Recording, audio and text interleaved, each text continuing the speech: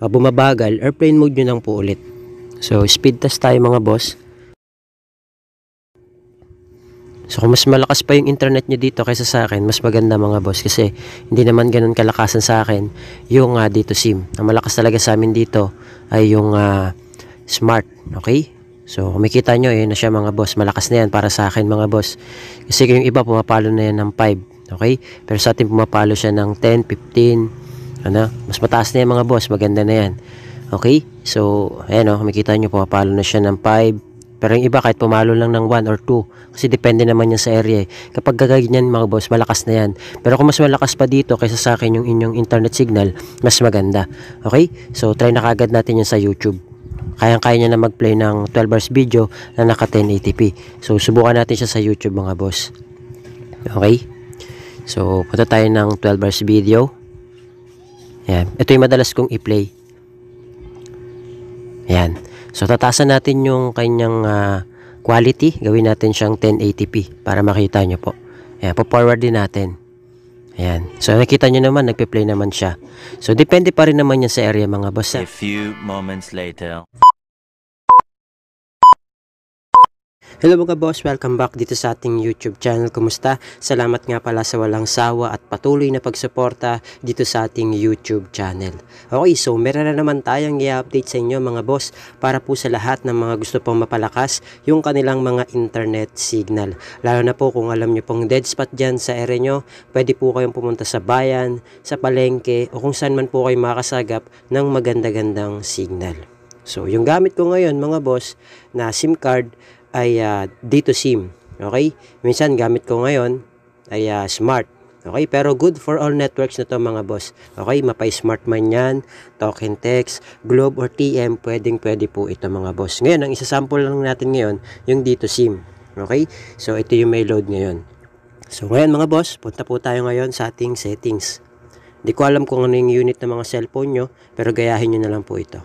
So, punta tayo sa connections, mobile networks, then, click po natin tong access point names.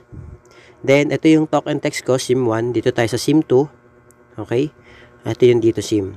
So, try natin mag-add mga boss. Then, ito yung magiging name niya. Lagay nyo dyan mga boss. Coolit. Yan, Coolit APN. APN 5G. So, speed like a 5G lang siya mga boss ha. Pero hindi ibig sabihin pang 5G lang siya. So, speed like a 5G lang po ito. Okay? Pero 4G lang po yung phone ko. So, speed like a 5G lang siya. So, click natin yung okay. Then, ito yung magiging APN yung mga boss. Lagay nyo lang dyan. GeoNet. Yan. Malakas to. Lalo na sa mga dito SIM. Okay? Malakas din to. Pati sa Smart. So, patry na lang po. Lalo na sa mga naka-Globe NTM. So, click natin yung okay. Then, punta tayo dito mga boss sa kanyang username. Ito po yung magiging username niya. GeoNet Coolit APN 5G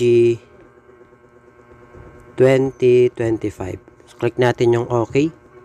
Tapos yung password niya mga boss, lagay nyo lang po dyan at GeoNet APN 5G 2025. Okay? Ipa-flash ko na lang dyan sa screen para makita nyo mga boss. Click natin yung okay.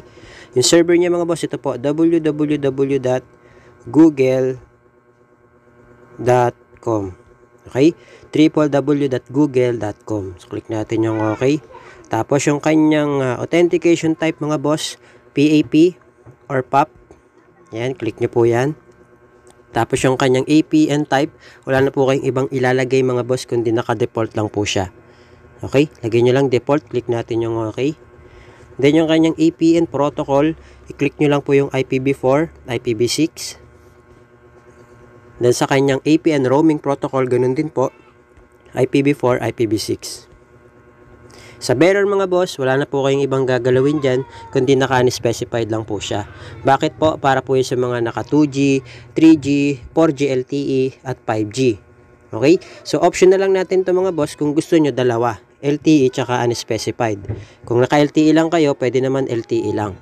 Okay? Yun yung mga option nya. Pero sa atin kasi, yung tutorial natin, pangkalahatan. So, unspecified po yung lalagay natin. Okay? So, click natin yung okay. Then, sisave na po natin siya. Ngayon, pag na-save na natin siya mga boss, i-click po natin yung ginawa nating APN. Okay? So, ito na po siya. Okay? Kulit APN 5G. I-click nyo lang po yan para siya na yung maging default APN ninyo. Then, ang gagawin nyo, mag-airplane mode lang po kayo ng at least 5 to 10 seconds or mas matagal, mas maganda. Para ma-refresh po yung data ninyo. Okay? So, halimbawa, matagal na. Buksan nyo yung data nyo. Then, punta na po kayo sa speed test. Bumabagal, airplane mode nyo lang po ulit. So, speed test tayo mga boss. So, kung mas malakas pa yung internet nyo dito kaysa sa akin, mas maganda mga boss. Kasi, hindi naman ganun kalakasan sa akin yung dito SIM. Ang malakas talaga sa amin dito ay yung smart. Okay? So, kung makita nyo, yun na siya mga boss. Malakas na yan para sa akin mga boss. Kasi yung iba, pumapalo na yan ng 5. Okay? Pero sa atin, pumapalo siya ng 10, 15. Ano? Mas mataas na yan mga boss. Maganda na yan. Okay? So, ayan o. Makikita nyo, pumapalo na siya ng 5. Pero yung iba, kahit pumalo lang ng 1 or 2. Kasi depende naman yan sa area. Kapag gaganyan mga boss, malakas na yan. Pero kung mas malakas pa dito kaysa sa akin yung inyong internet signal, mas maganda. Okay? So, try na kagad natin yan sa YouTube. Kayang-kaya niya na mag-play ng 12 hours video na naka 1080p. So, subukan natin siya sa YouTube mga boss. Okay? So, punta tayo ng 12 hours video. Yan. Ito yung madalas kong i-play.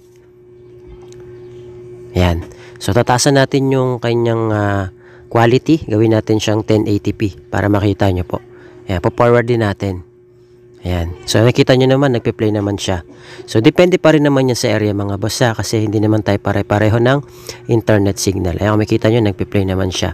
Diba? So, good for all networks po yan. So, kayo na pong bahala.